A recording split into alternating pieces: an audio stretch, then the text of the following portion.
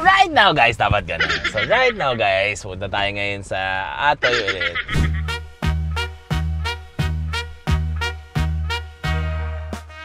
Papasyalan natin yung ating black and white. Sorry, biro lang. Yung black na FJ. FJ tuloy, yung LC200 natin. Papasyalan natin and wait. Papasyalan natin kasi di pa tapos. So right now guys, pupunta tayo ngayon sa Atoy Customs 4x4 and sisilipin natin yung kotse natin. Sana tapos na guys kasi meron tayong nakuhang bagong project car na galing sa isang kaibigan natin. It's a 2014 LC200.2.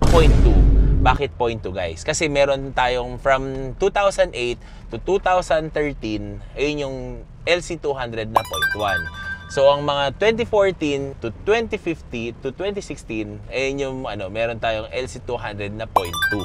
From 2016 to the last production ng I think it's 2021 at ang last production bago lumabas si 300. So ayun yung LC200 na 0.3. So ngayon nagkaroon tayo ng LC200 na 0.2.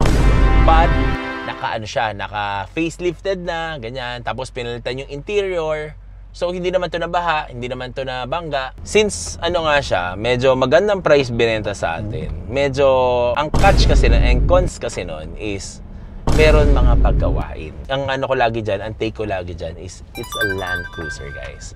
Madali siyang buuin. So lagi tayo nakakuha ng sariwa. Pero ngayon, kukuha naman tayo ng project car pare.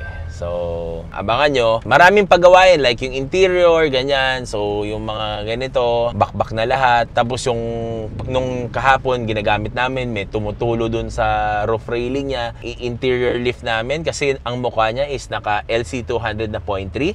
So ngayon, i-interior lift namin ng LC200 na 0.3 din.